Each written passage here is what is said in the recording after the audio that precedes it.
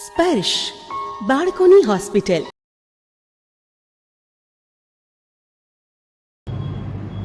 ઘરેથી અમે છોકરાને લઈને આવ્યા તો એ આંચકીની પ્રોબ્લેમ થઈ ગયો હતો. અહીંયાથી અહીંયા પહોંચ્યા તો ડોક નમાવી દીધી હતી, આંખ ત્રાસી કરી નાખી હતી.